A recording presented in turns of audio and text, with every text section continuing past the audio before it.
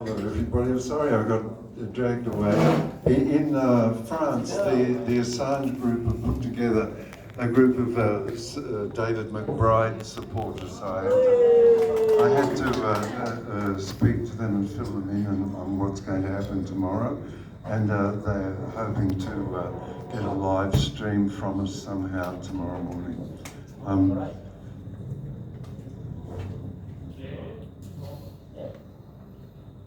It's pretty clear that this persecution of David McBride is political, not law. As a consequence of that, he'll be freed by political action, not legal action. The courts will comport themselves to the requirements of state interests. If it becomes within the state interests to assure that David McBride is free, that will happen. The courts will comport themselves in one way or another, the same way they did in the case of Julian Assange. In order to get to the government to do that, we have to make it appear and actual. Appear that there is benefits to the government, to the state and the government, but putting this word state first. It's in their interests to act to free, that's so weak, that word, to utilise positively the insights into the structure of the Australian Defence Forces that while they were in Afghanistan, to utilise that to renew the Defence Forces under the circumstances that every Defence Force has learned after the conflagration in Ukraine. It's an opportunity to reform and renew the Defence Forces into the modern military environment learned from the catastrophe that's happened in Ukraine. The second thing is that having seen that we wish to contribute to the stability of the state and the state interests in pursuing the freedom of David, we can move to the second portion. It is the government, whichever government is in, it is to their advantage to have stable government and also the stability of understanding that certain electorates are dependent upon the McBride supporters. So plan out, because the election's not far away, we plan out the 6 or 7 seats that are what they call cliffhangers, and vigorously put work into those seats. That's all. We don't cover the waterfront. We just analyse and select the pressure points. And those pressure points, as one of the speakers here earlier on tonight pointed out, that the likely structure of government is going to be independence and the two major parties shrink. Okay, that's my commentary. The next thing is to understand that worldwide there's a tide of conservatism. And whether you like conservatism or not is not of any interest in freeing David McBride and getting some sort of the reforms that I just mentioned. What we like is not our concern. What is necessary is our concern. So upwelling tide of conservatism that's gathered forces right around the Western world is we utilise it and point out that David McBride is essentially a conservative military lawyer who wishes only to reform the structures and the filaments along which authority is carried in the army. That's what he wants. And that's what his essential contribution has been up to this date. And you know, you will see that change horses a bit.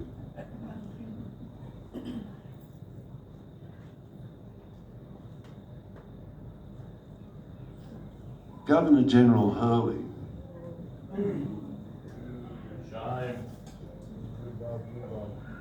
facilitated Prime Minister Morrison having 6 secret portfolios that the ministers didn't know about that he was taking. Hurley facilitated that and did it in secret. You can understand from that General Hurley has a particular attitude to ensuring that the lines of authority within the Australian Defence Forces are maintained. That was his job.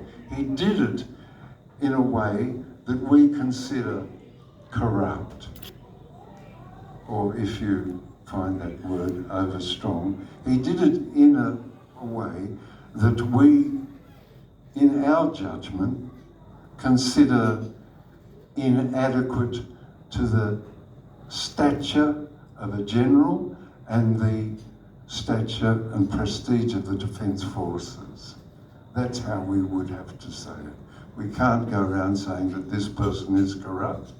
We can't, as I used to say, you can't call somebody a 4-letter word and expect them to give you a hand. Doesn't pass the pub test. No, it doesn't. So what is essential is that we say David McBride is concerned in his work, I'm going to call it work, not whistleblowing. David McBride is concerned in his work to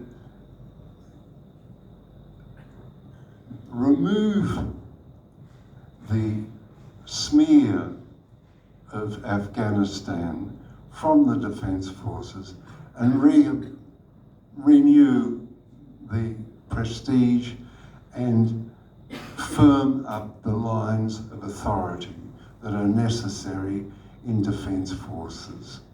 These are what David McBride is what do you call that thing that they get? David McBride is the Oscar of that event. He gets the Oscar. Logie. Sorry? Logie. The logo. Oh yeah. Well, anyway, you know that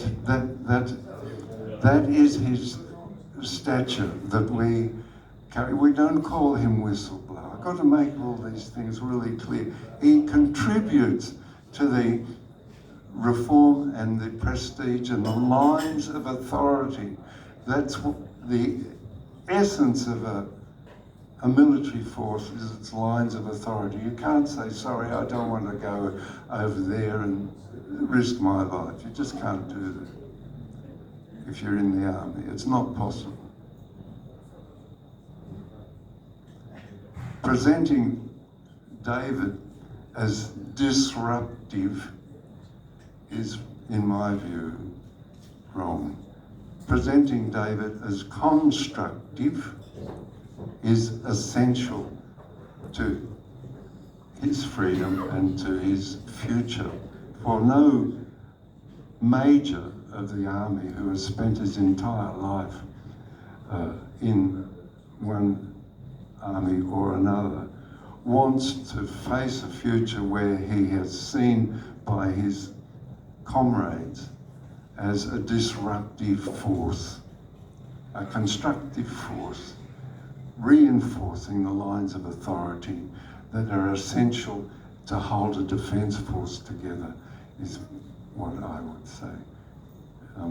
But just to last a couple of points, the unbundling of corruption in the West that has bedeviled us for 40 years now is what Trump and his gang or his group seem to be attempting.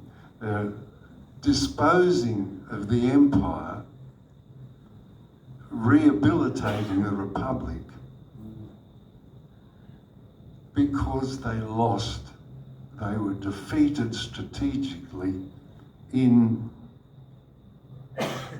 Ukraine.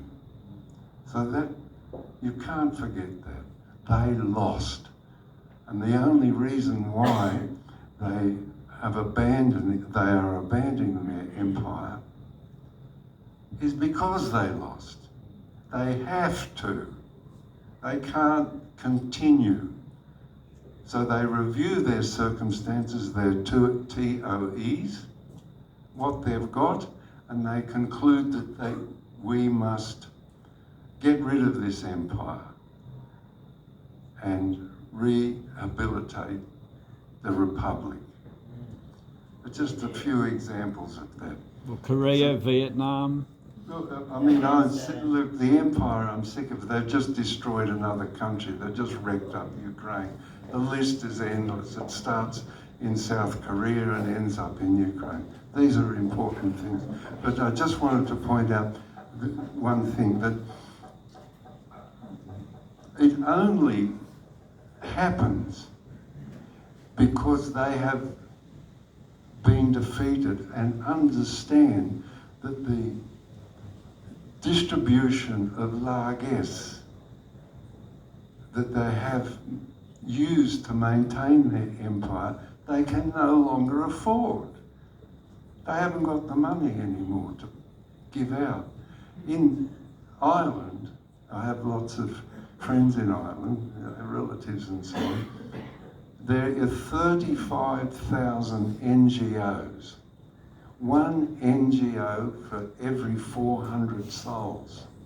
Those NGOs are the means and methods by which the largesse is distributed throughout Ireland in order to undermine the unity and constructiveness of the population of Ireland.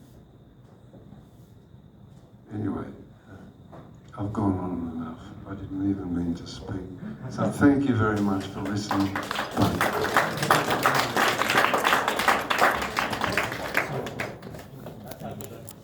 Thank you, John. Yeah.